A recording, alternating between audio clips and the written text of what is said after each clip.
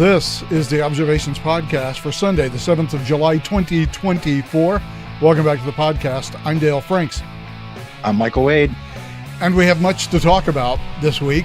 One of the major Supreme Court decisions that we were waiting for waited until the day after the podcast to drop, so we're going to talk about that.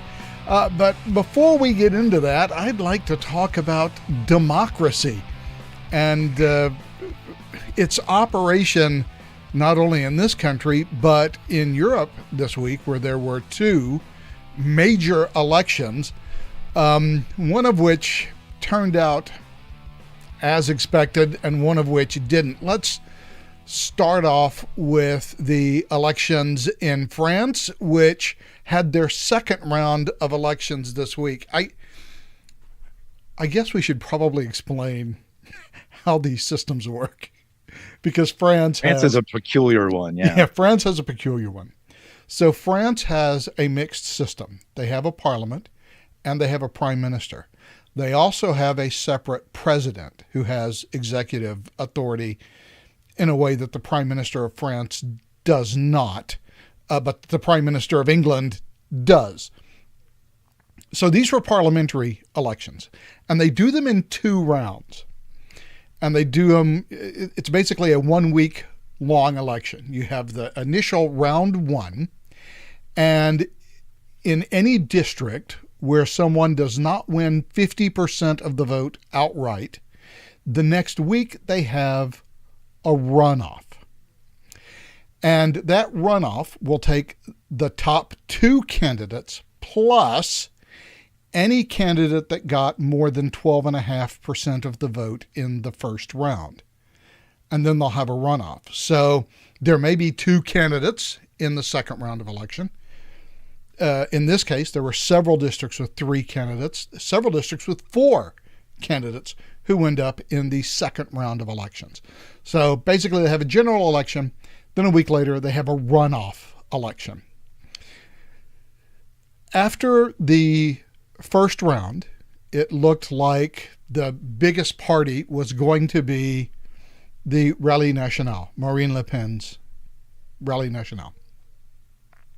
So in the past week, Macron's party and the parties of the left all got together and looked at each district and decided, okay, the Popular Front, the communists, are ahead in this district. So Macron's candidates would drop out in that district and throw their support to the Popular Front. Or vice versa, the Popular Front candidate would drop out and throw their result to Macron. And there are some other left-wing parties that also had seats.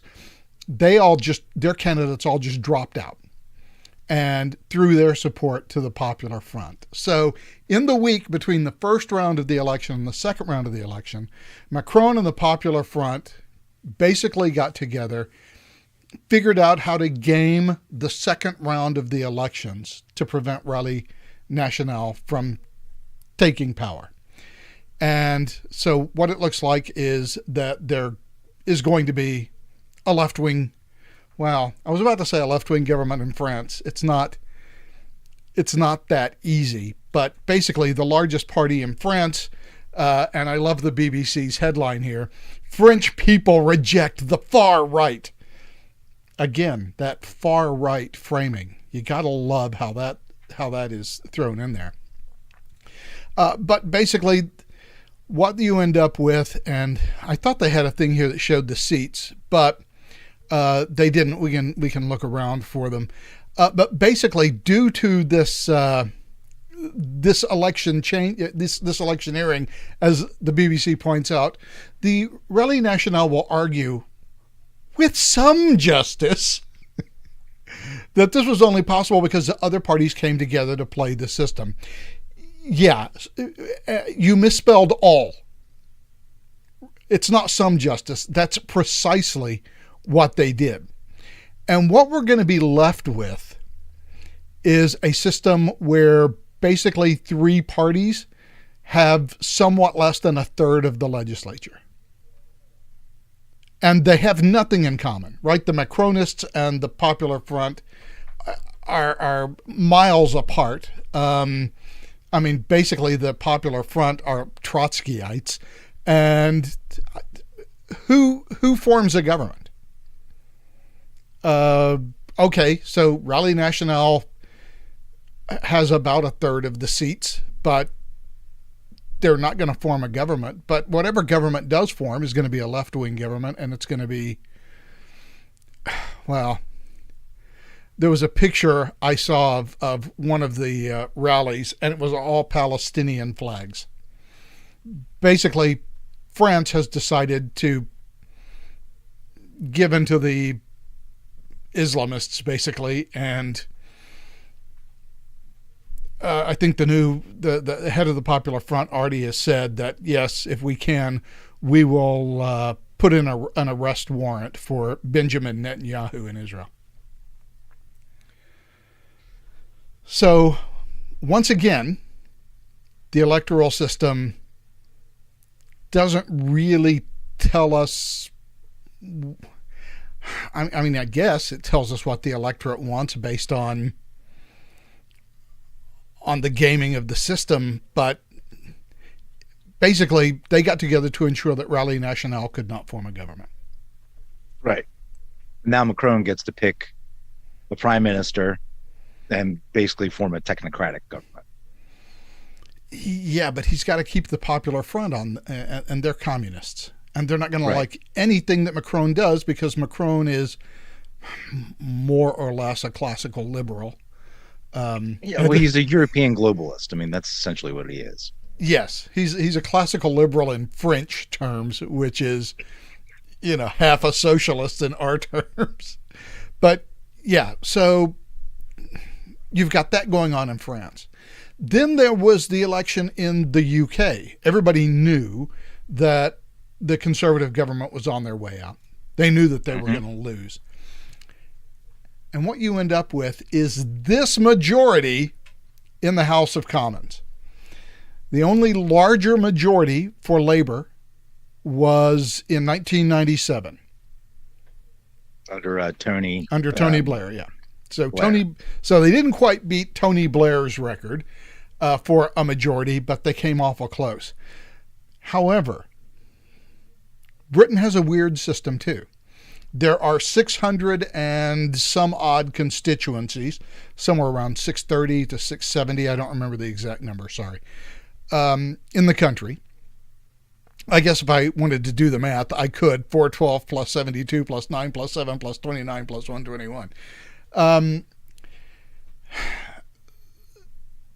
650 seats. Okay, 650 seats in Parliament. Here's the interesting thing. This is a huge majority in Parliament. This is above a 60% majority. But I want to look at this bar here, because this is the percentage of the electorate that actually voted for each party. Right. So, because Britain has a first-past-the-post system, doesn't matter how many candidates are running for a seat in that constituency, whoever has the most votes wins.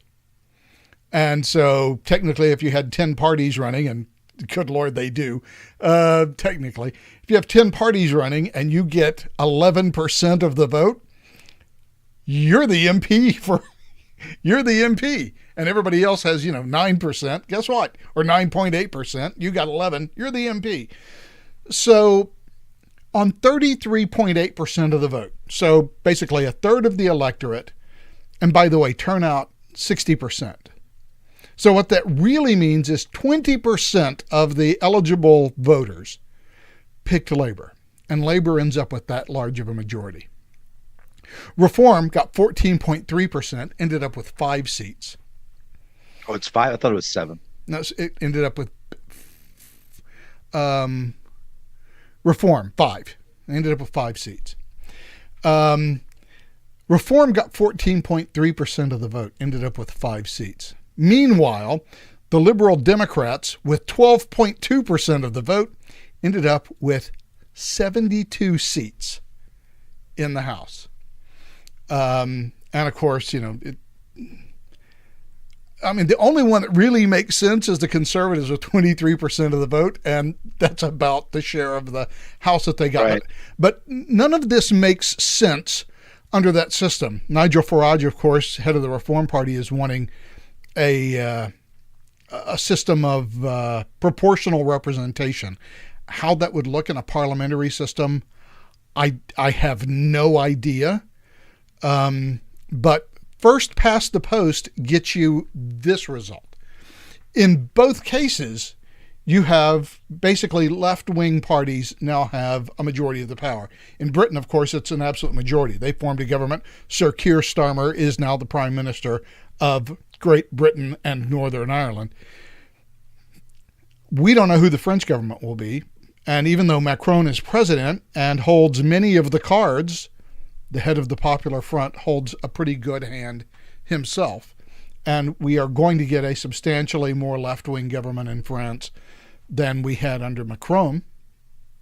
And we're certainly going to get a substantially more left-wing government in Great Britain. With a majority like that, there's no way that Labour can be stopped from doing anything that they want to do. I think it would be a capital mistake for Labour to assume on this percentage of the vote that they've received some sort of massive mandate from the people.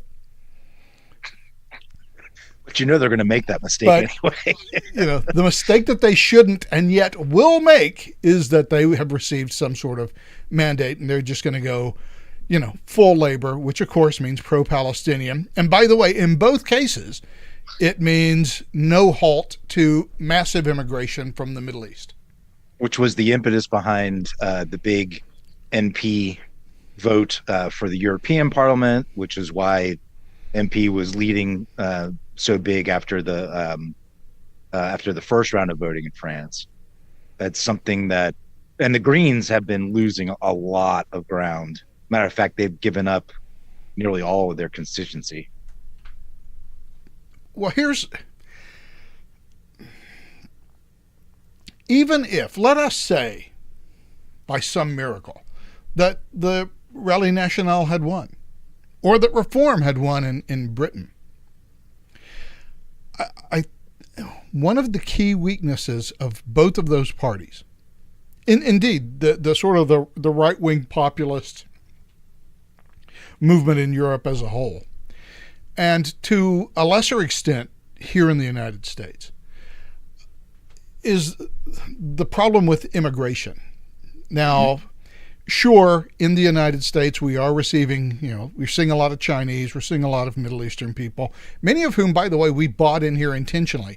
All the Somalis that live in Minnesota, for example, the Arabs who live in Detroit, Dearborn. Well, as close to Detroit as makes no difference. Okay, we bought them in intentionally.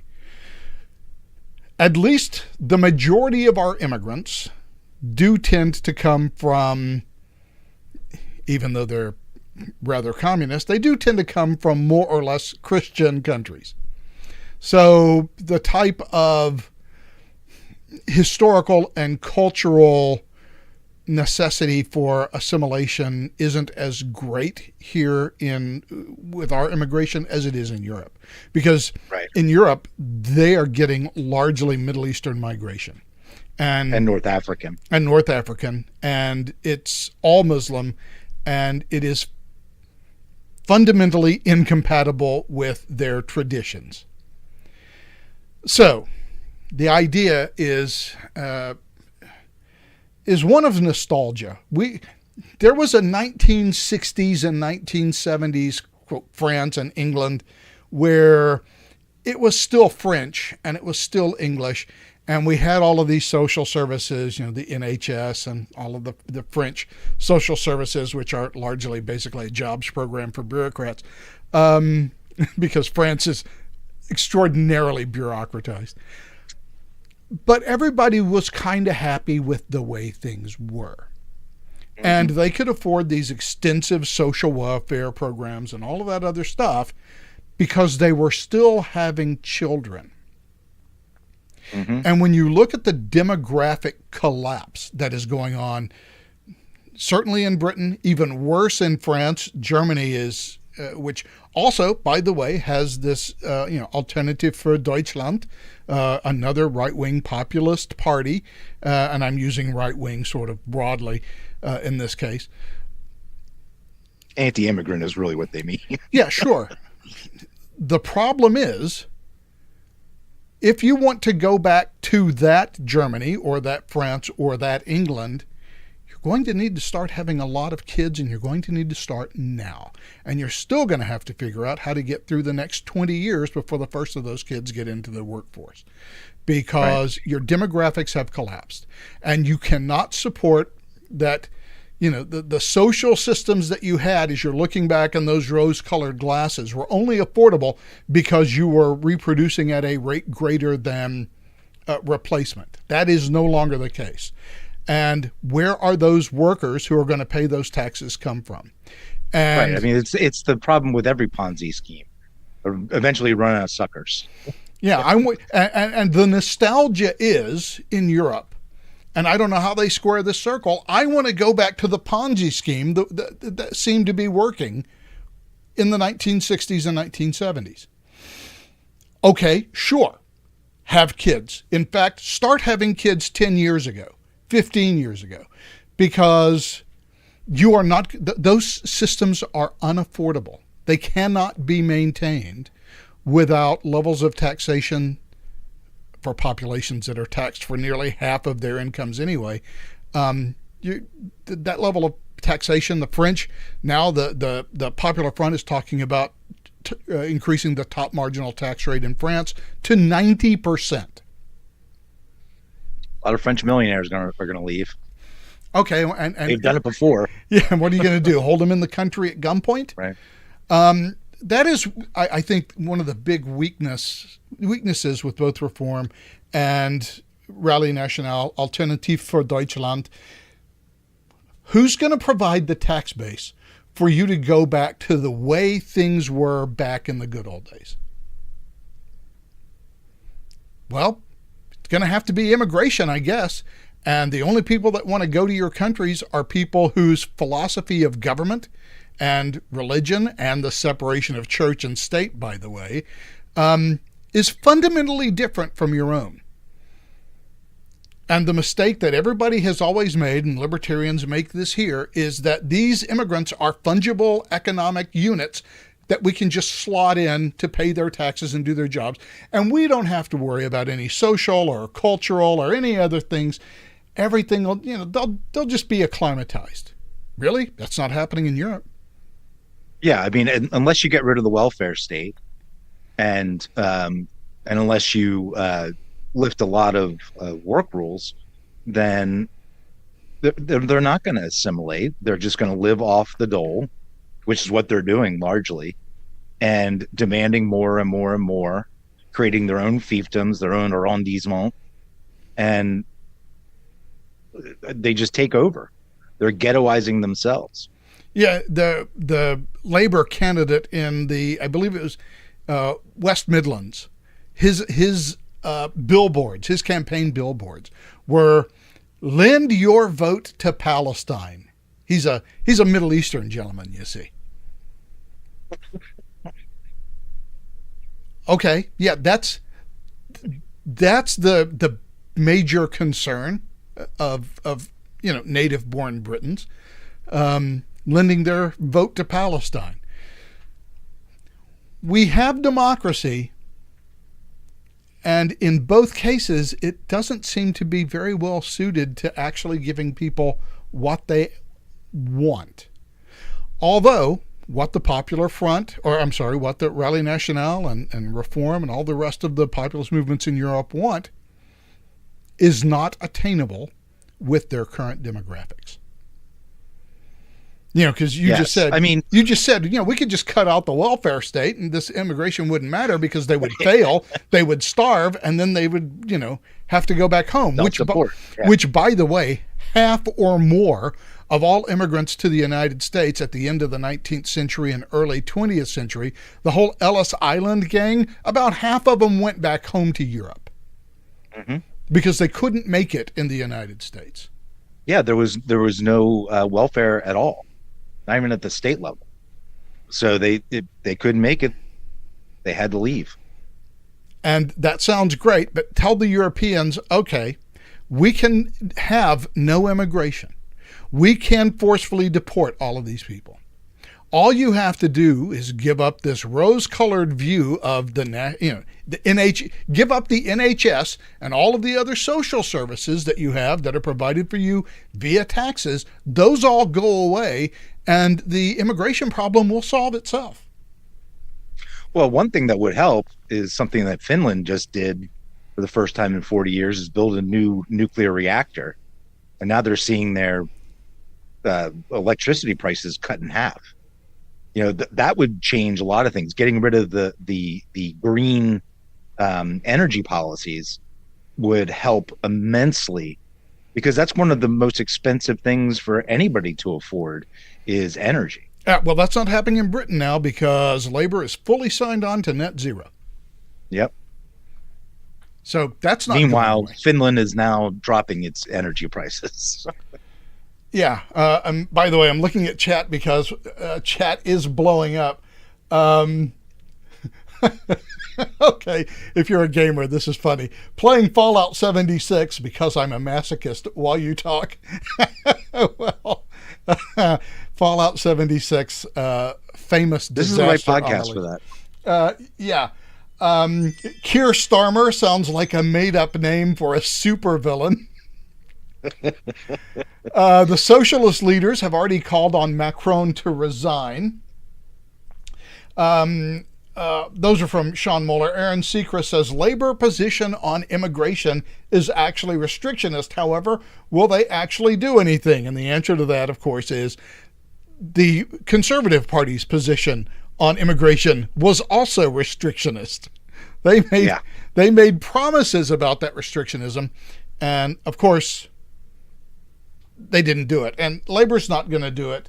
Labor's not going to do it either.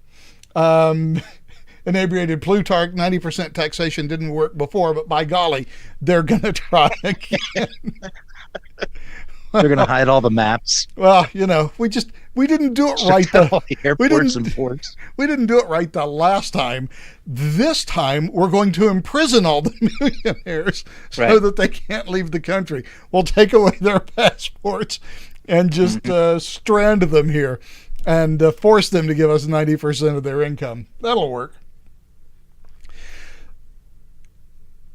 So, I don't know how any democratic system can provide the result that everybody wants. A, we don't want immigration. B, we don't want to have kids. C, we don't want higher taxes. D, we want to have the same level of social services we have. I just don't know how you make that policy mix work. You've got an ABC problem there where you can only pick two. That's, and only two.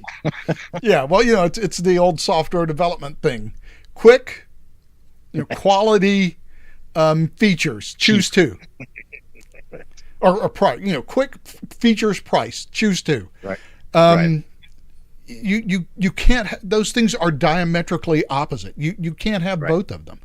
And the fundamental problem with Western democracy is the fact that we have lost sight of what is possible. We used to think politics is the art of the possible. Well, we don't want that anymore. What we want politics to be is the art of utopia. Create utopia for me in such a way that it requires no sacrifices whatsoever on my part, and yet I receive all the benefits of utopia. It is the political philosophy of a toddler. Right. Who literally can't understand why I can't have everything I want when I want it. The ability for people anymore, and part of the problem is we don't even have policy debates anymore. It's true. What we have are this. This is what passes for policy debates now. This is this week's cover of the National Review. We don't need to make arguments. We just know Orange Man bad. Look, toothbrush mustache. It's Hitler. This is what passes for political argument. Talk about, tax cuts and how tax cuts will affect revenue and how we're going to spend that revenue. And if we're going to, increase, spending in one area, what are we going to cut in another area? Policy arguments that we used to have in the 1980s under Reagan, when we were actually having these discussions. We haven't had those discussions in this country for 20 years. And I look across Europe, we're not having those discussions either. And when you look at the Popular Front and those other, populist movements, just like the left-wing movements, where you can have everything and never work, and we'll provide you with an income and a home and a car, it's just as utopian as the socialist ideal. Our politics in the West are utopian. We have lost a sense of what the limits of the possible are, and any acknowledgement that every policy decision you make requires some trade-off. What trade-offs are you willing to make to achieve your goal? Yep, that's true.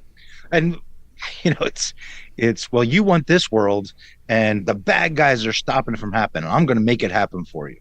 I mean, that's literally what every campaign is, right? I mean, even at the dog catcher level, I mean, that's just how we campaign now. There's nothing about actual policies that will work. I mean, the right is somewhat better about it, at least talking about it, but then they don't really do anything when they get into power.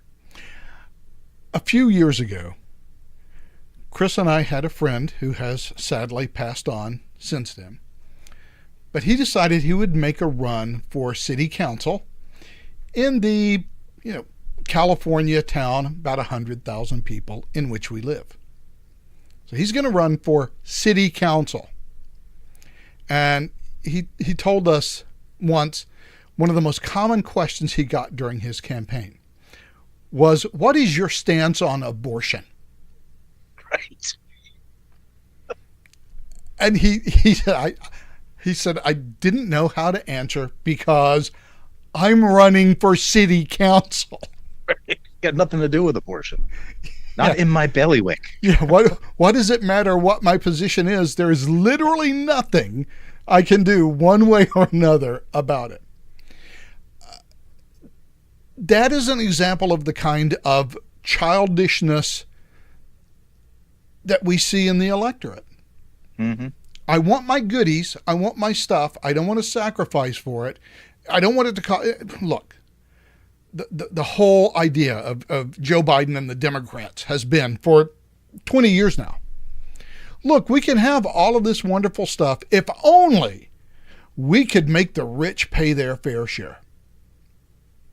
The implicit argument, and often if you look at Bernie Sanders, the explicit argument is the reason we don't have national health care is because we don't have a 90% top tax rate like we did in the 1940s and 1950s. If only we just forced the billionaires to pay their fair share, and, oh, by the way, I get to determine what fair share means, not them. And who it applies to. Yeah, then we could have everything that we want. Of course, even if you taxed, I think it was Bill Whittle a couple of years ago, that actually ran down. And by the way, we're spending $6.2 trillion a year. You could take all of the wealth from all of the top 1%, and they would fund the government for about 10 months. And then they'd be out of money. I was going to say maybe even less than that now. Yeah. I know that we're spending something like $1 trillion every 100 days. Yeah, it's $6.2 trillion per year. Okay, the rich are not going to. If you want European-style social benefits, if you want the NHS in this country, you don't, but let's say you did. Okay, fine. You have to pay UK levels of income tax. And that means that the 50% of Americans who either pay no income tax or who actually receive income via the earned income tax credit, they don't get that free ride anymore. We have to start taxing that 50%. And the way that they do it in Europe is generally 40% for the lowest tier, 50% for the middle class, and 60% for the upper class. There are no deductions. There's no home interest mortgage rate deduction. None of that shit exists. It's how much and did they you... have VAT. Yeah. It's how much did you make? Send me half of it. Right. And tax day is a nothing burger. I remember I lived in the Netherlands for a couple of years, 3 years. And the Dutch people, interestingly enough, I think April 15th was their tax day as well. And I was asking them, how do you fill out your taxes? And they're like, well, we get a postcard from the government that tells us how much they think we made. And then there's a box. If we made any more than that, we have to add it to that.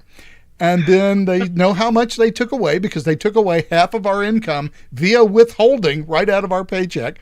And then we have to give them half of whatever that extra is. And then we send it in. Their tax return was literally a postcard with 4 text boxes. And it used to be that way here. Yeah. And that's how because the government says, oh, you're making this much money per month. That puts you in the 50% tax bracket. We'll just go ahead and take that from you, and we'll give you whatever's left. That's how that system would have to work here if you wanted all the cool stuff the Europeans get. Unfortunately, and by the way, as you mentioned just now, and I didn't mean to elide past it, Europeans also pay a more or less 20 to 25% VAT. It's a kind of sales tax, although it's different than the point of sale sales tax that we have here. It's included in the price of the item, but they pay a 20%, 20 to 25% sales tax on everything they buy except for clothing and non-prepared foods. It's like a tariff on your own consumers. Yes. And it's included in the price, so, they don't have to calculate at least here, they calculate sales tax separately, so you can see what you're paying in tax. That confuses the fuck out of Europeans. Yeah, Europeans don't get that. Why don't you just put it in the price? Yeah, and the reason that you have a VAT and that you put it in the price is so that you do, in fact, hide it from the consumer. Right. So I remember the first time I bought something in Europe, I paid for it, and I was like, okay, what's the VAT on this?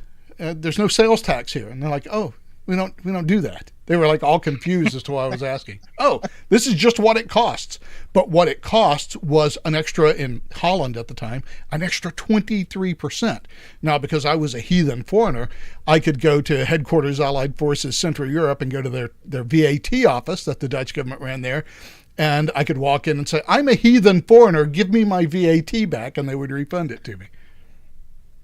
But if you're Dutch, you don't get that refund. You pay the VAT.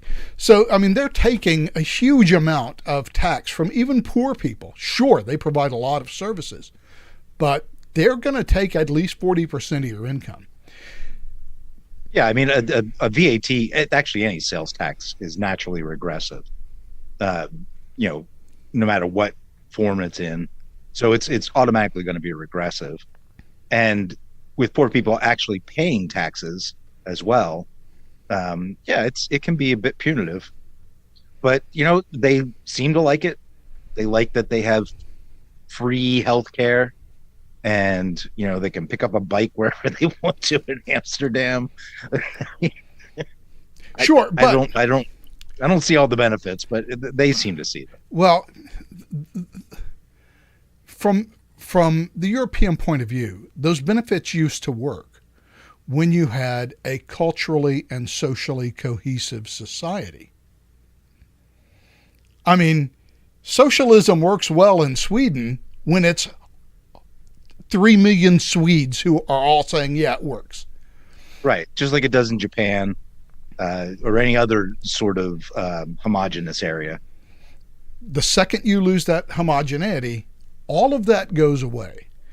And what you end up with are people who come in from outside. They are not part of the social contract. They didn't grow up with that social contract, and they don't feel any particular allegiance to it. And why should they?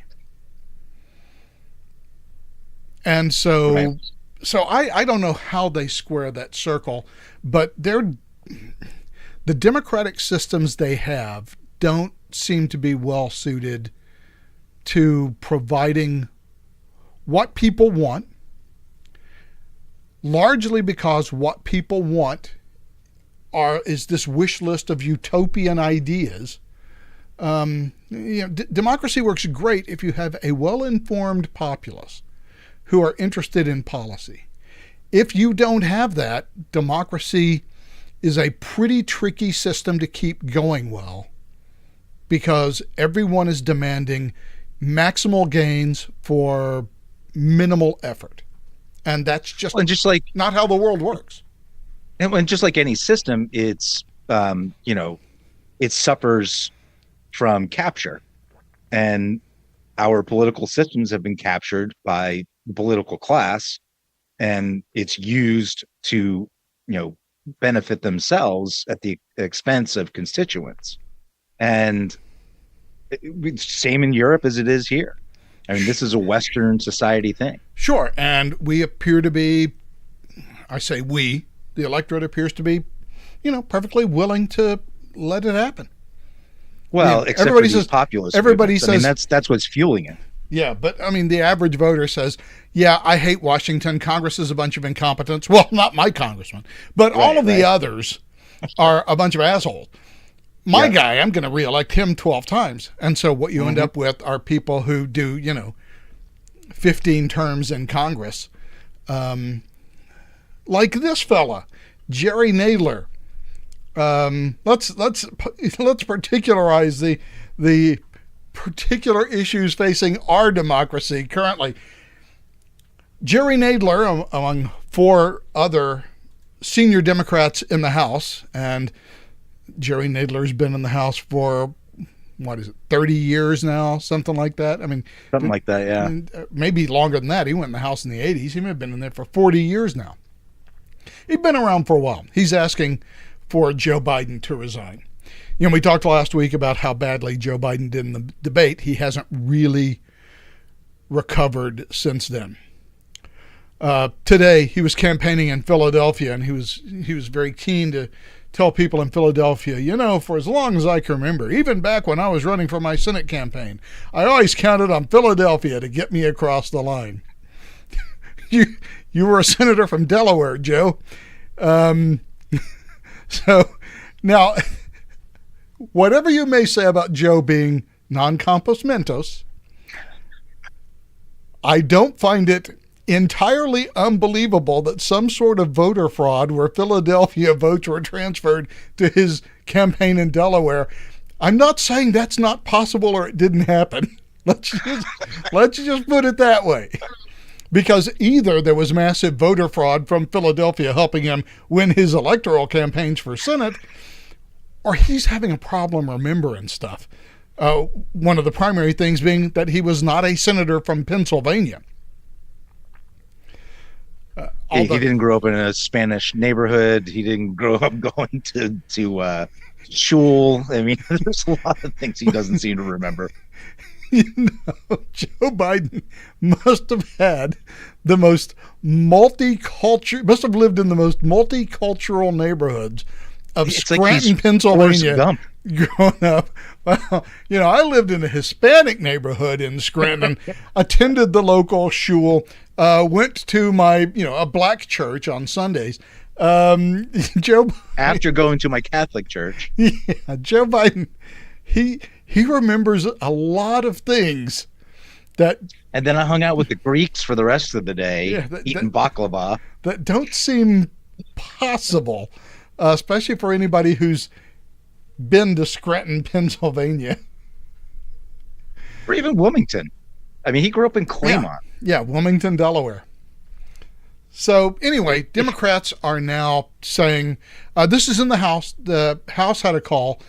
Basically, Hakeem Jeffries has been utterly silent on Joe Biden because, as Politico tells us, he's always been known as a deliberative lawmaker. Okay. That's what I know him for. Sure. Yeah. Deliberative. And he hasn't said anything, but we have a lot of senior Democrats in the House who are now saying Joe's got to go. Mm-hmm.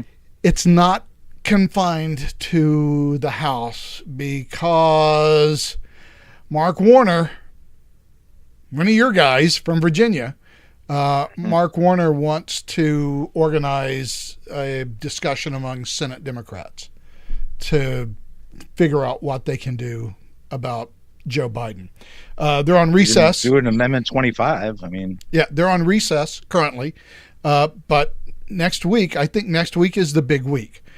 One of the good things for Joe Biden this past week has been the fact that Congress has been in recess. That ends on Monday. Everybody's back. And that interview that he gave with Stephanopoulos did not assuage anybody's feelings about how competent Joe Biden still is. And of course, Stephanopoulos kind of went in there like his job was to expose Joe Biden to force him out of the race. That's kind of how it looked to me anyway. Well, he didn't accomplish that, but Joe Biden didn't do himself any favors either. No, he didn't. I did the goodest job I could. Okay. I mean, obviously, Stop Putin. Yeah, I stopped Putin. How exactly? Really?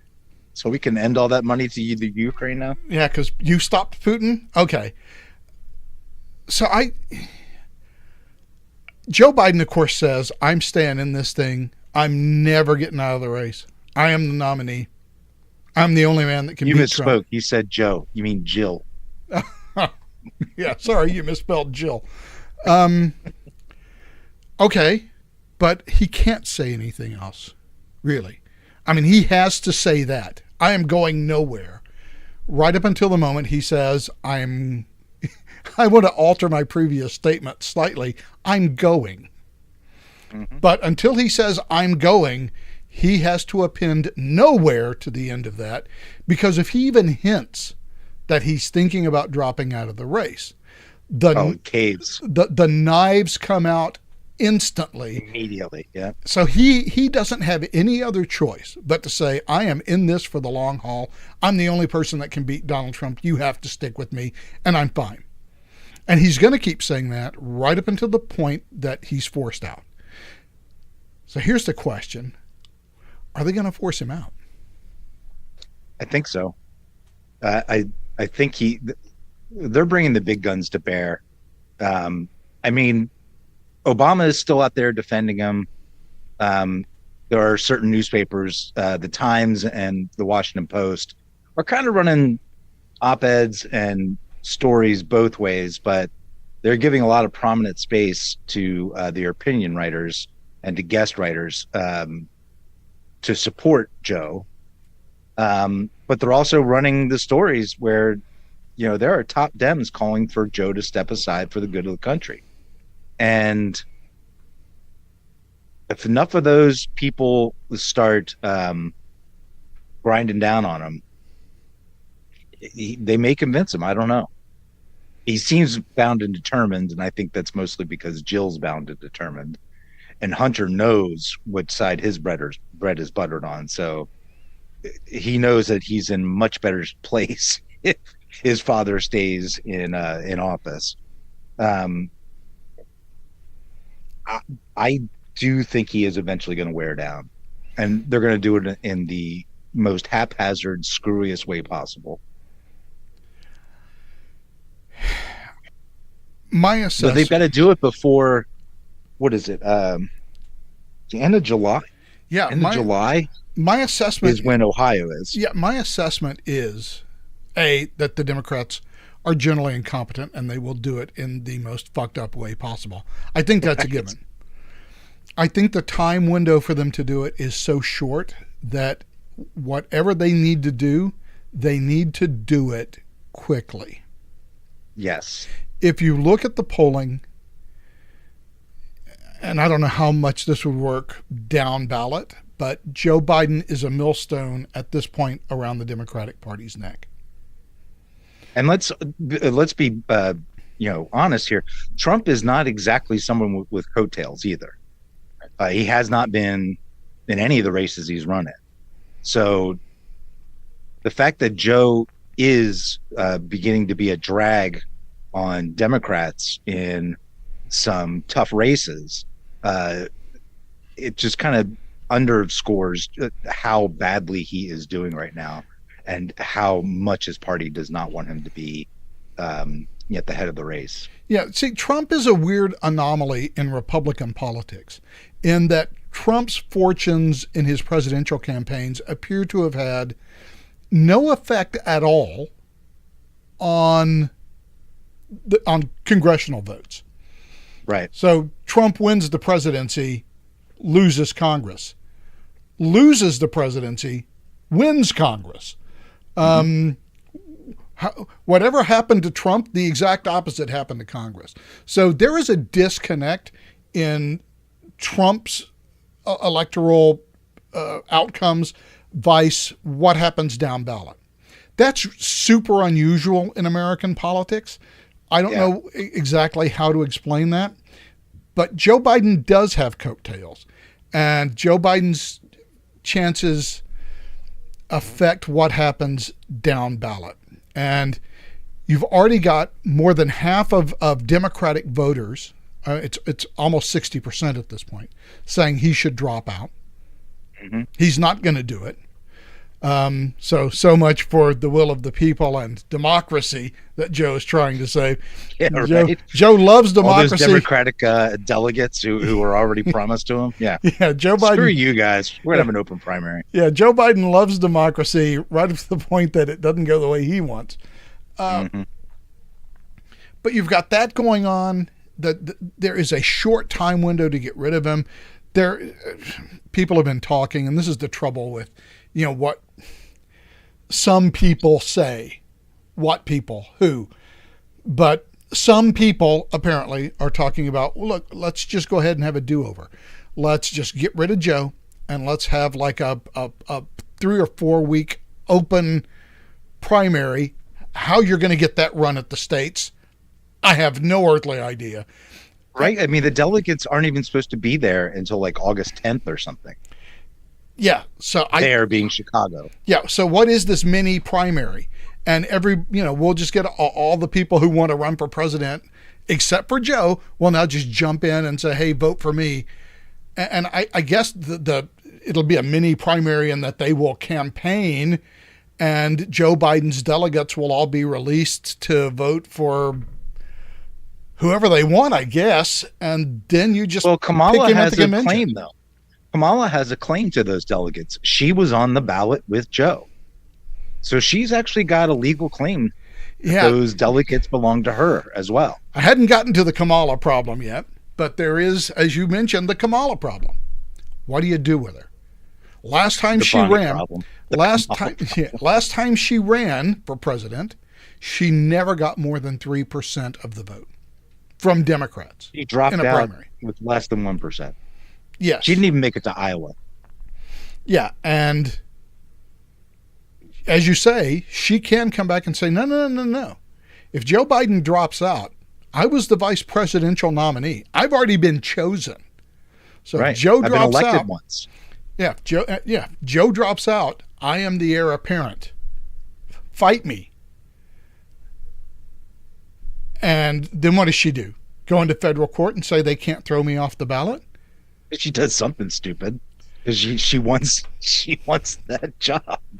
Yeah, she does. She wants to be the first woman president. Sure, because she will have been able to do something that Hillary didn't. Well, that and that always makes me root for her. Well, that and blowing Jesse Watts' name up in Sacramento, something Hillary Clinton never did. But probably ever.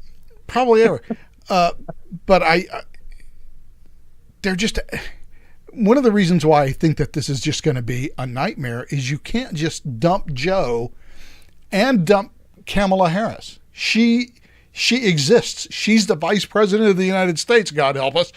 And she has a claim to being the Democratic nominee if Joe drops out. Yeah. And a pretty colorable claim, I would say.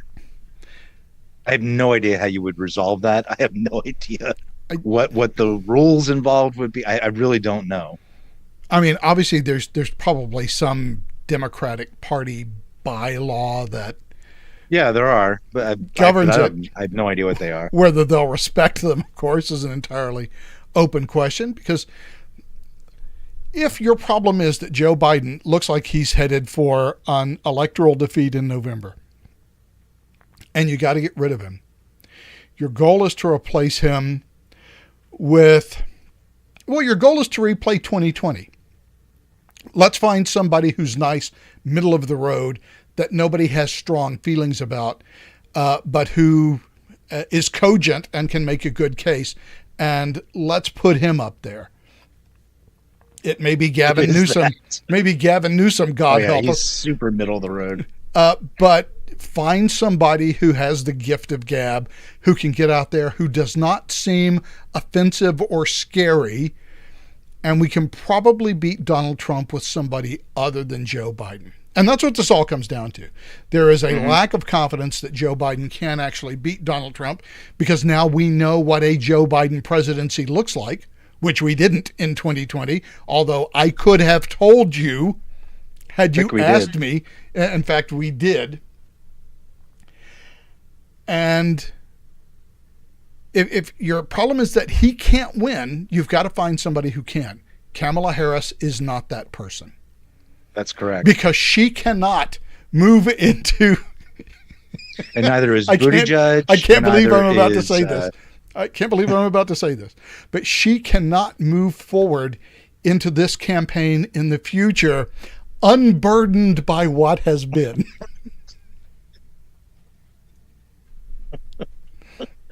There was a whole hell of a lot of lead up to that punchline.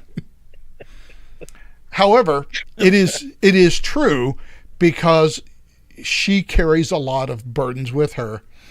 That being one of them, the fact that it seems to be one of her favorite phrases. That, and of course her childlike wonder at the passage of time. All of that comes back. Buses. Yeah, all that comes back to haunt her.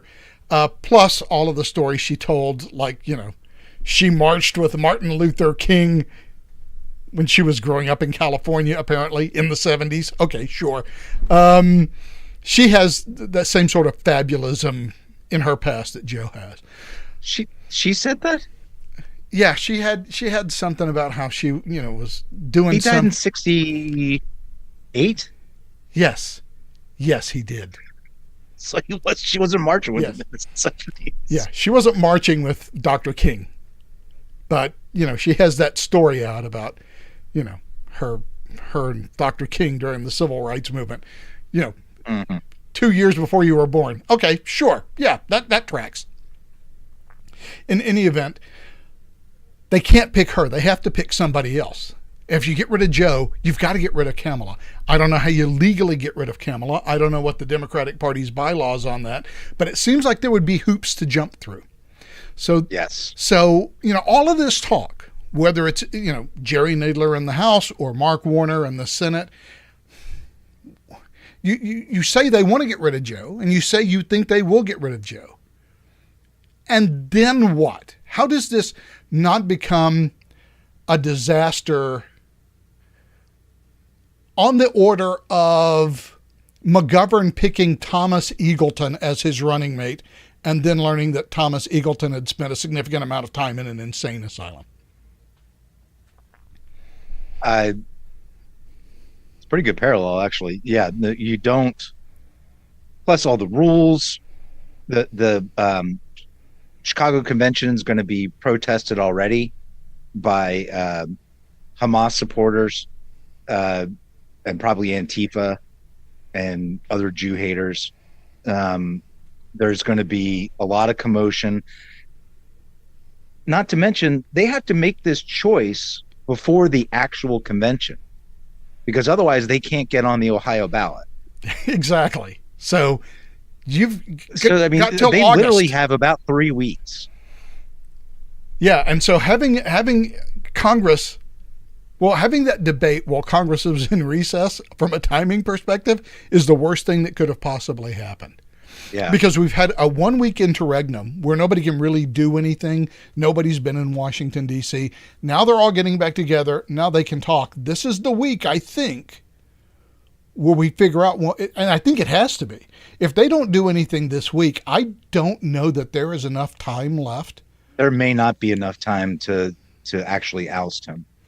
And then they'll go into, circling the wagons mode, which they've kind of half covered. They're hedging their bets, right? Because they don't know what he's going to do. And they know that really to start anything, he has to make the decision. He has to make the decision to release the release the delegates. The only other thing that they could do is 25th Amendment him, and I don't know that the Republicans will go along with it. I wouldn't. I mean, why? And look, here's the problem with the 25th Amendment. First of all, you're going to need Kamala Harris and more than half of the cabinet secretaries to publicly come out and say, Joe is crazy and he can't be president anymore. Right. Okay, so far, so good. That works for about an hour and a half when Joe Biden then files his statement saying, no, I'm as sharp as a tack. I'm as mentally sharp as I ever was. This lying bitch is trying to form a coup. And now it goes to Congress. Bitch set me up. Yeah. And now it goes to Congress, and Congress decides. And as Napoleon once said, when your enemy is making a mistake, let him. And if the Democrats want to do this via the 25th Amendment route, I think what Republicans in the House do is cross their arms, stand back and go, this is your deal, man. We're not All right, this is your problem. Yeah. I'm not helping you out of it. We're not going to have a coup to throw the president. The president says he's fine. How can we possibly throw him out?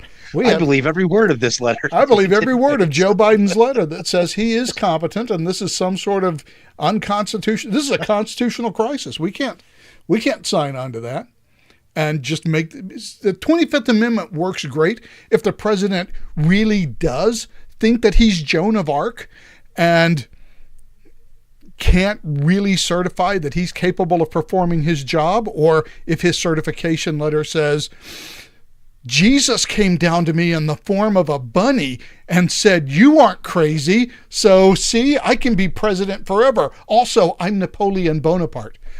Okay, that's a pretty easy decision. Now, the 25th Amendment does get used more than you think, just because president goes in is going to be under anesthesia. Sure. So they transfer over power to the vice president for a temporary amount of time, and then it goes right back. And that's how the 25th Amendment works, is once the president has recovered, then he goes right back to the place he was. Yeah, but when he's going into surgery, more of a coup. Yeah, but when he's going into surgery, the president doesn't also write a letter to Congress saying, no, I'm going under local. I'm going to be fully. You can't give her the power for this 1 hour. I'll be fine. Right. The president goes along with that. So, yeah, the 25th Amendment works in that circumstance. The second you say, I'm trying to get rid of this guy, when it becomes a coup, yeah. He needs to be tossed. All the president has to do is write Congress and say, nope, they're lying. I'm fine. Now what? Now we have to have Congress make that decision. Well, it's just like impeachment. And they're not going to do it. And by the way, they're not going to do that in 2 weeks or 3 weeks. That is not something that goes that fast. That is likely to last for months. At the beginning of August, right? Yeah. But that sort of thing, a 25th Amendment controversy like that, where the president vociferously disagrees with trying to be replaced by the vice president, that's going to go to Congress, and it's going to take months. And by the way, he'll probably remain president for those months. Looking forward to it. Yeah, so the 25th Amendment is a non-starter. It only works if the president either says nothing or agrees that, yeah, I'm too crazy to be president. If that doesn't happen, hello, constitutional crisis. He gets to say president until Congress sorts through it, and Congress is not going to sort through that in 3 weeks. So I don't even know, even if they did want to get rid of him, And they know that most of their electorate wants to get rid of him.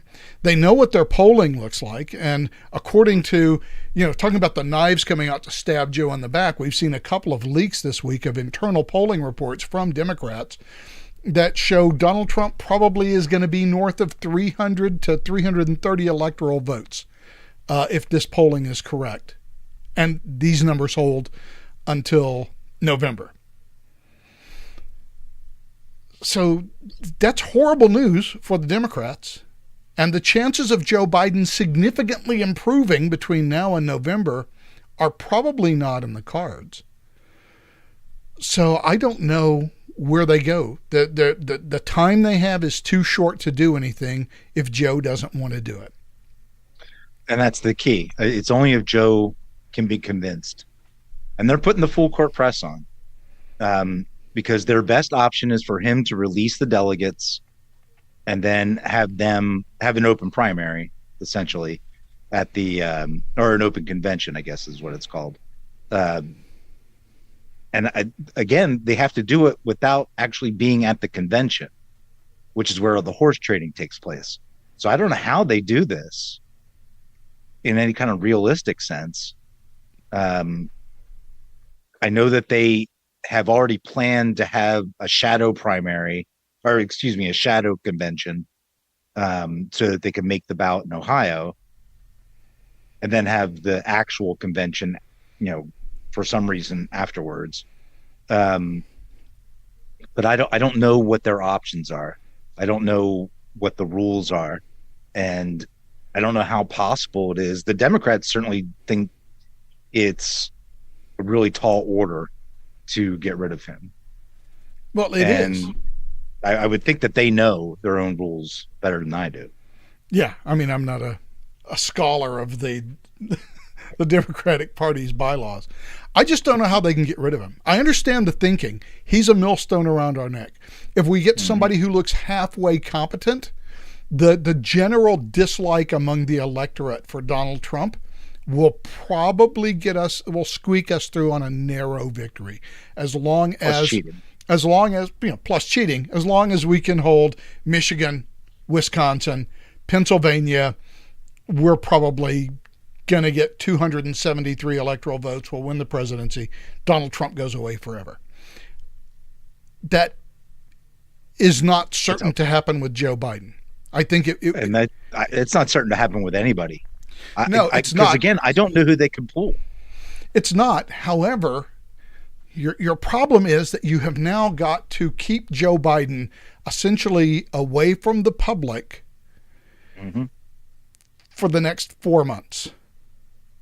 Oh, do I smell a disease in the air coming? July, August, September, October. You got 4 months. You have to completely hide him so that he doesn't come out and say,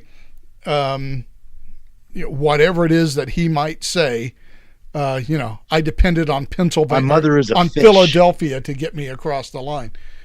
You can't have. I was the first black female vice president. He said that. Okay, great. So I think they want to get rid of him. I just don't see what the path forward is. And so what we're going to end up with is where we were, a year ago. We have two presidential candidates that 2/3 of the electorate do not want running for president. And that's what our political system is delivering to us. And it's hard to see how that is functionally any different from Labor getting 33.8% of the vote and 417 seats out of 650 in Parliament, or how Marine Le Pen and the Rally Nationale is first place in the first round of elections, and somehow the system works out to ensure that they don't get to form a government in the second round of the elections. Doesn't seem to matter what people want. Now, granted, as we talked about earlier, what the people want tends to be stupid and utopian and impossible to achieve. And so there is an argument to be made that says the people shouldn't get what they want if what they want is just mind-bogglingly stupid. appreciated, but you'll never get people to realize that if you don't allow them to have their choice whenever they make it. And was it H.L. Mencken who said that, they get to vote and then they get what they've voted for, good and hard. Yeah, well, it looks like we're all about to get what we voted for, good and hard. All right, one final thing, since we're already an hour into this, it doesn't seem like it, but we are. The Supreme Court this week ruled on presidential immunity. They ruled largely as I predicted, or as we predicted, which is that the president is functionally immune for his official acts as president, drawing from his constitutional powers. However, all of his unofficial acts are fair game. Right. And look, if we could be prosecuted for the president's official acts, let's see, we've had a president that threw an entire race into concentration camps because they might have been too friendly to the Japanese. We had a president that expanded the war in Vietnam into the neutral nation of Cambodia, and thus went a fair amount towards ensuring that Cambodia would end up being run by the Khmer Rouge. So invading a declared neutral country, kind of a war crime, certainly a crime of aggression. Let's see, we might have had a president who, without any judicial oversight whatsoever, ordered the murder of American citizens through drone strikes with no due process. I don't remember anybody getting prosecuted, with the exception, of course, of Franklin Delano Roosevelt, who, when it went to the Supreme Court said, oh yeah, the president can throw Japs in prison all he wants. So one of the worst decisions ever. Yeah, so to the extent that presidents have ever been held to account, the Supreme Court gave FDR just a free pass. Sure, you want to take an entire race of American citizens and throw them into concentration camps based solely on their race? Yeah, it seems like something the Constitution says is fine. The Constitution doesn't even say anything about it. And by the way, Korematsu never overturned. Never overturned explicitly. That's right. So the Supreme It's functionally dead, but... Yeah, so for 200 years, well, since 1789, so we're getting close to, or 1790, so we're getting close to 250 years at this point. Yeah.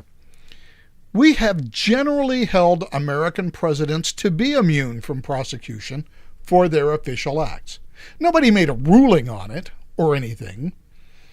That was just kind of how we acted. Oh, I forgot about the president who decided on his own, without congressional approval, to just suspend the writ of habeas corpus. Oh, that would be Lincoln. That would be Abraham Lincoln.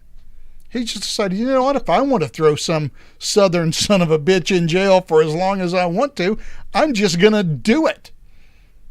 Even though it says right there in the Constitution that you can't do it. Or, in a more modern example, after being told by the Supreme Court that what you want to do is unconstitutional, you decide you're going to do it anyway, a la... And then brag about it. A la student loan forgiveness. Presidents have always had immunity. We've always assumed that they've had immunity for their official acts. We've never crossed the line in this country, until very, very recently, of saying that what you do as a president, if it's part of your constitutional duties, you get a free pass, you get to do it all. And we've gone so far as to say, and look, even if you invade Cambodia, or you kill American citizens, or you put them in prison without habeas corpus, without any way of getting out, you know what? We're going to give you a pass on that too. Unfortunately, we have decided that what we're going to do is we're going to throw a whole bunch of legal cases at Trump for a bunch of things about which he is, and there is I got to be very careful how I say this. there is a colorable argument that Trump acted improperly. Illegally, not sure, but improperly, okay, there's a colorable argument. That's as far as I'm going to go on that. And we've turned that into 2 federal and 2 state criminal prosecutions. We've never done that before. And let's not pretend that Trump, as president, is some sort of wild outlier in terms of illegal behavior. Right. Every Hawaii judge he listened to and followed their order. Every single one. And, let's not get started talking about presidents who actually did think they were kings. Like, I don't know, Woodrow Wilson. I was going to say Woodrow Wilson, yeah. He was very pissed about the Constitution getting in his way all the time. Yeah, he didn't understand why he had to be subject to these limitations of the Constitution. He felt the president should, in fact, be a dictator who could do what he thought was best for the American people. That would never, ever go wrong in any way, of course, but the Constitution... It was the beginning of the progressive era. Yeah, the Constitution doesn't allow it. Not that stopped him from ensuring that the Alien and Sedition Act got passed, where if you just said something nice about Kaiser Wilhelm, the FBI could just come cart you off into federal prison based on your opinion. There was no FBI. Well, yeah, there was no FBI at the time. It would have probably been the Secret Service, no doubt. Or federal marshals who would have just come and grabbed you and hauled you off to prison. Donald Trump did... We don't even have to talk about George H.W. Bush. And many of the creative interpretations of the Constitution that went on under his reign. But this time, now we've decided we're going to go ahead and prosecute Donald Trump. We're getting into Roman Republic territory. Well, the consul is out of office. Let's prosecute him for treason and see if we can't get this son of a bitch exiled. So that Drucius Linnaeus Clico can become consul next time, whatever. Okay, so now we have to have a decision. So Trump trotty-trots over into the Supreme Court and says, okay, when am I immune?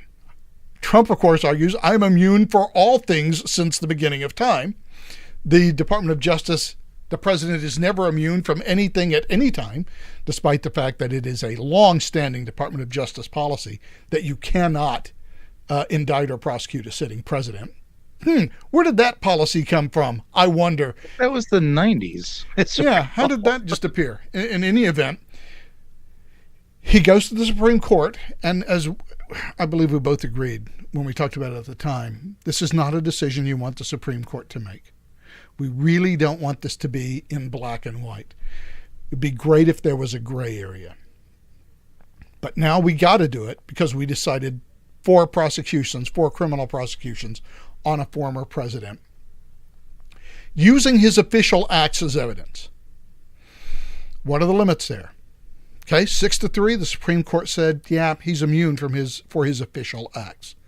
I don't know how they could have come to any other decision. It's regrettable they had to make this decision, but yeah. I don't see what other decision they could possibly have made. I absolutely agree, yeah. Others, however, disagree.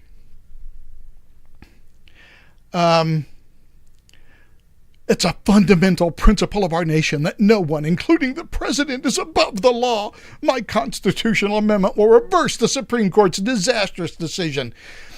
In the words of Supreme Court Justice Sonia Sotomayor, the wise Latina, with fear for our democracy, I dissent. Yeah, okay. What the Supreme Court has done, not just for presidential power, but for its own power, is too big. What the Supreme Court said is, okay, now when you get these arguments from, if we're going to start prosecuting presidents, which I guess is a thing now, then right. Here's the rules you got to live by. Here's the rules you got to follow. If it's an official act, he's immune. You can't prosecute a president for performing his constitutionally delegated powers. Can't do it. They're constitutionally delegated, thus they cannot be illegal. Right. That doesn't mean the president can, as Donald Trump famously said, walk down Fifth Avenue and shoot people and get away with it. Or as Sotomayor said, he can order a drone strike on his political opponent and immune. Diplomatic immunity. Her that entire dissent was so outlandish. It was and I shrill think it should and be. it was shrill and fact free. I think it should be withdrawn, quite frankly, because it does not at all even begin to approach what the holding was, and it creates this absurd scenario where presidents can do completely illegal acts, killing people without any authority whatsoever. Yeah, well, I mean, that's not how it works. Yeah, well, look,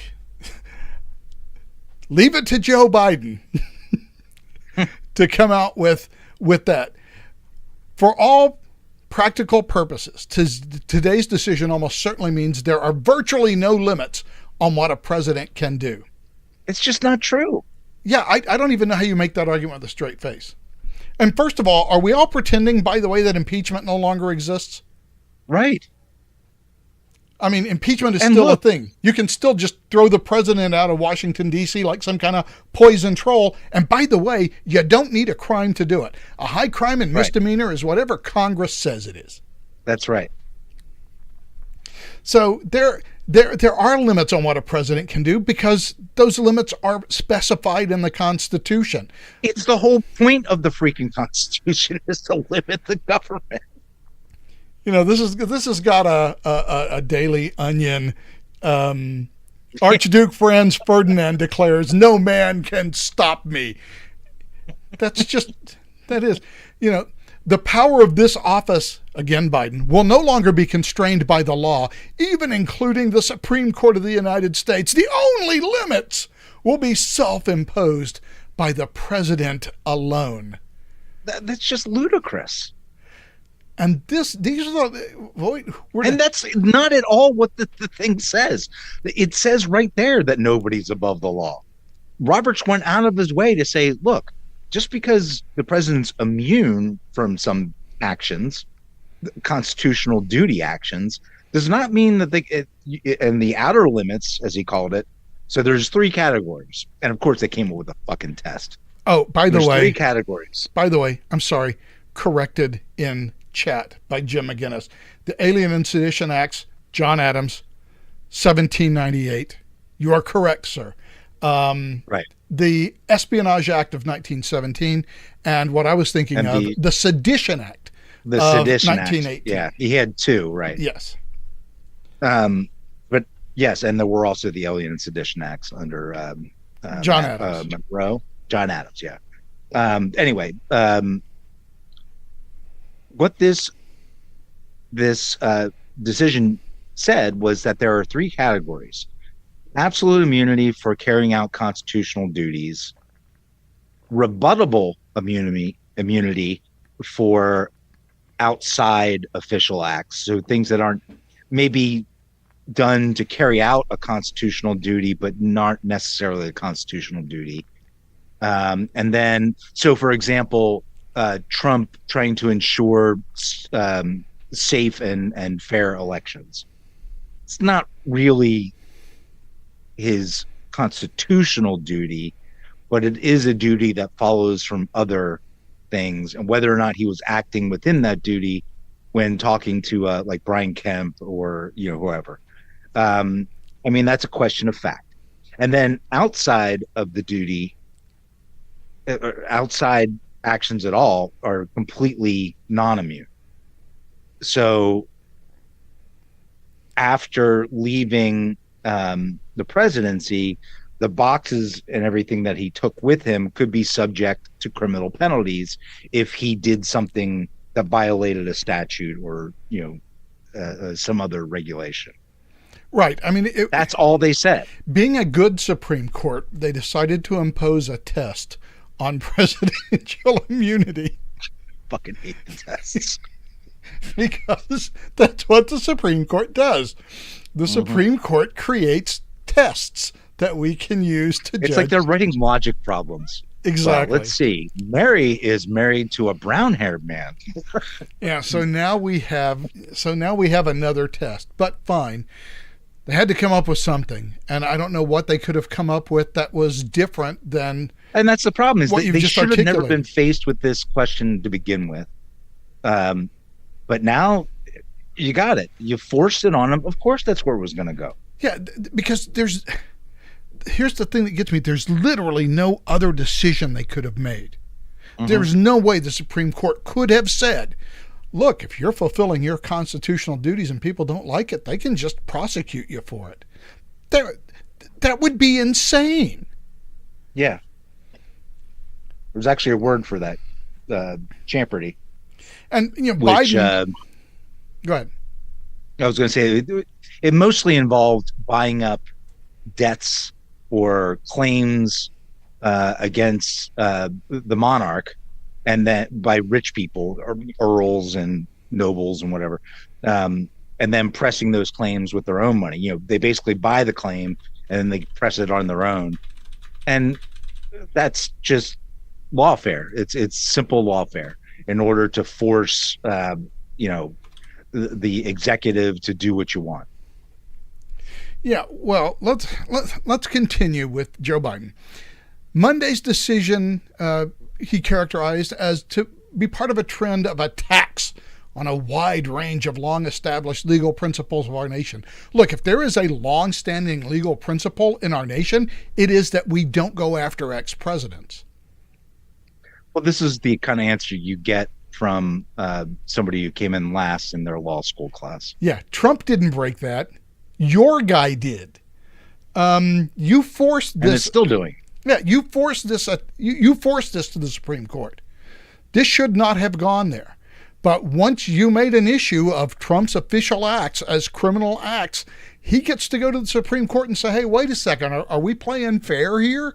And the Supreme Court doesn't have any other choice but to make the decision they make. I think that's the thing that gets to me. What else could the Supreme Court have said?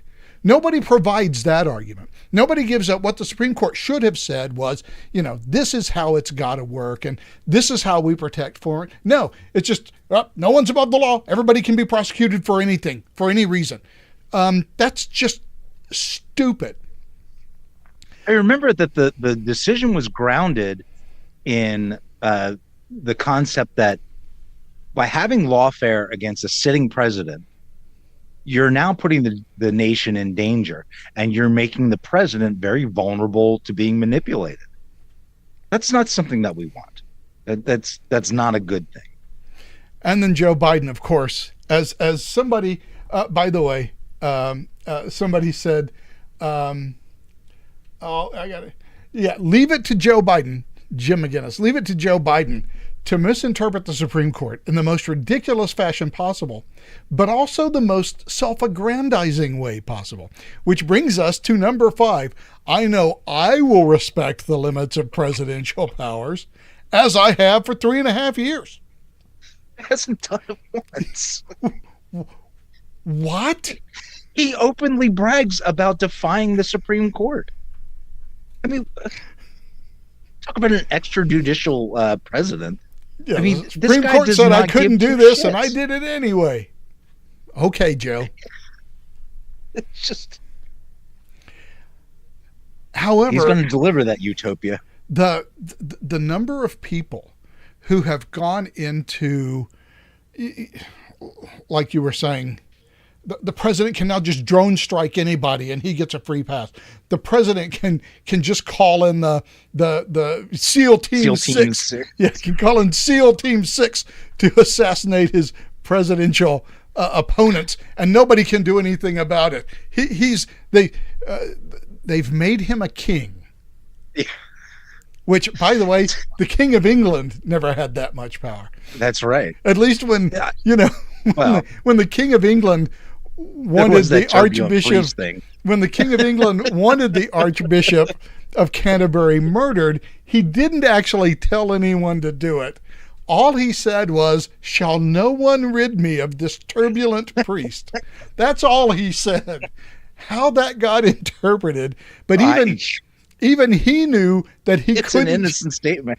Yeah, even he knew he couldn't just order somebody, head down to Canterbury and kill that son of a bitch for me, would you? He knew that that was not one of his prerogatives. Only the Knights Brigade, and go kill him. Who will rid me of this turbulent priest? I'm just asking questions.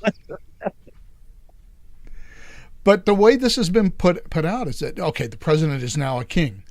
And Right. Joe Biden saying, now I'm not going to do anything that would violate the Constitution. But now any president can. Well, first of all, presidents have, and they've gotten away with it in the past. Even with the constitutional limits that we have on power now, the presidency... You called out many of those instances already. Yeah, the presidency has turned into an imperial institution where the president largely has immunity and always has. Now at least we know that there are some limits. So, for Trump, so let's take the case of him trying to come up with the slate of electors in Georgia. That's not an official duty of the president. That doesn't even fall into the rebuttable immunity deal. That is Donald Trump acting in the private capacity as a candidate for president of the United States. I would agree with that. He's a political candidate. Yes. There's no immunity ruling that affects that. Now, they can't use as evidence in that case any of his official acts. But I'm hard pressed to think of whatever official acts might be done in conjunction with coming up with a alternative slate of electors. Now, I don't think that's even, I know that it can be illegal, I think in like 16 states, but most states there's nothing illegal about it. You're just putting together but unfortunately a shadow team. Yeah, but Georgia is one of those states, and this case is in Georgia. I didn't think Georgia was. Okay. Yeah. So But that's not what he's being tried for, is it? Yeah, he's being tried for election interference by talking to Brian Kemp. No, well, he's being charged with that. Yes, which that case is a lot more iffy. But he's also being charged for the alternative, what they are calling the fake electors scheme. Right. And there are several. I mean, but he has the right to assembly. I mean, I don't. Whatever. I don't know. Again, Georgia law. But Georgia you're right thing, that would not, immunity would not cover that particular charge. So, he isn't covered for a lot of things. Now, he wouldn't be covered in the civil trial. The weirdo lady, E. Jean Carroll, who has been apparently sexually assaulted by everyone who's mildly famous in New York. She is a very weird cat. So it wouldn't cover any of that. Oddly owns many cats. Go ahead. The Bragg one, I don't know that immunity would cover any of that. Maybe category B might be implicated. Marchand has now delayed the sentencing on that to hear arguments. Well, and they're going to sentence him to jail. They are. Of course they are. This is all just a formality. Judge Marchand is going to, do what a judge is supposed to do, listen to the arguments on both sides, make the decision he intended to make. And then rule that he already had in mind. And then do what he was going to do in the first place. But at least all of the, public right, all facing the pro forma will be taken care of. Pro forma will occur as expected. This does hurt Jack Smith. It does hurt Jack Smith. And that case has a lot of problems. From his appointment to the charges that they brought, the selective prosecution, the raid, the messing with evidence. I mean, there's just so many issues with this thing. I can't imagine. And let's remember too that Donald Trump actually has real defenses here. I mean, there is the Presidential Records Act, which, unlike Joe Biden, who was hiding, top secret documents for decades, he doesn't have access to that statute. President Trump does. There's also a question of whether or not he was a little bit set up, but with those 15 boxes that apparently the FBI put together, and the archives, National Archives, told the Trump campaign to come pick up. And that's apparently where a lot of this top secret stuff that was completely just strewn in like random boxes. One might use the term salted if one wanted. Yeah. Julie Kelly is the one to follow on that. She's done amazing reporting on that. By the way, I have to interrupt you. You have to love Clarence Thomas. Oh yeah. His decision, his concurrence was essentially, the court is right about all this immunity stuff. Let's talk about this Jack Smith fella. Right. How does he have a job? He threw a lot of shade at Jack Smith, and he was not. He didn't pull any punches. No, I mean, he has basically, in a Supreme Court concurrence, he has now given Donald Trump an entire legal brief for free, written by a Supreme Court justice, or at least by his clerks and edited by him, to argue you can't be prosecuted by this guy because he's not real. That motherfucker back there ain't real. I'm getting off this plane. Exactly. That was the Thomas opinion. That motherfucker ain't real. And so I expect that argument will come up. Why am I being prosecuted by this asshole anyway? Where does his job come from? Because there's no special prosecutor act. There's no statutory or other authority for appointing him. So how does he have a job? Because private citizens can't do prosecutions. Right. So, goat. That's the comment about Thomas. He is the goat. Goat. Greatest of all time. So how this ruling affects those cases, I think Jack Smith is now in a lot of trouble for his cases. He was already in a lot of trouble, and it's not going well. Their only hope was to try to get these things at least into the trial stage before the election. Yeah, it's not going to happen. That's not going to happen. No. The only thing that we're going to have is this New York hush money thing. Which is so ridiculous. Which, by the way, I just don't believe is not... I don't see how it doesn't get overturned on appeal. Either at the Court of Appeals for the state of New York, or if they push it to federal court, it'll be the Second Circuit. If it goes to the federal court, it's going to get overturned. If it goes to the federal court, it is a non-starter. There are so many cases on point about how, no, you can't just figure out, we all think he's guilty of something. As a matter of fact, the last one that Jack Smith lost was to Governor McDonnell of Virginia, where he got a conviction at the lower court level, but was overturned unanimously at the Supreme Court level. This guy bets 1,000. It's a very similar case. This guy bets 1,000 in the Supreme Court. He did the same thing with the of course, his face. The New York case is Alvin Bragg. It's not Jack Smith. So true, but the fact is, the Supreme Court has on numerous occasions. There's lots of precedents. Said just the jury instructions alone are enough to overturn that they weren't unanimous. Yeah, and that's actually New York law too, not just federal law. That's actually New York. Oh, yeah. law. There's plenty of New York precedent on that as Oh, well. that's who it was. It was Weinstein. It was Harvey Weinstein That's right. Weinstein. that was acquitted, or his conviction was overturned. Yeah. Because they gave the same kind of inconsistent instruction.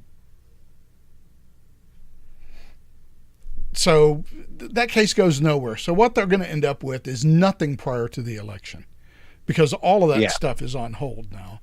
And Fulton's going nowhere, not with Fannie Willis or Fani or however the hell she says her name. I'm not even sure she's going to have this prosecution whenever the Georgia Supreme Court gets done with her. And the Bar Council, yeah. Yeah, so there's all kinds of stuff going on there. So all of this lawfare, what they've managed to accomplish is the one thing that they should never have wanted, which is now a Supreme Court ruling on Donald Trump's immunity. And they increased his funding by quite a bit. Yeah, they did. And they drove a lot of black people towards voting for him as well. Well, you say that, and I've seen that for a couple of years. Oh, Donald Trump does so well with black people, blah, blah, blah. You know what? I'll believe that when I see it. He gets the Democrats under 90%, they lose. Okay. I think I could sign on with that, because they're so heavily dependent on a 90% plus share of the black vote, which they take for granted.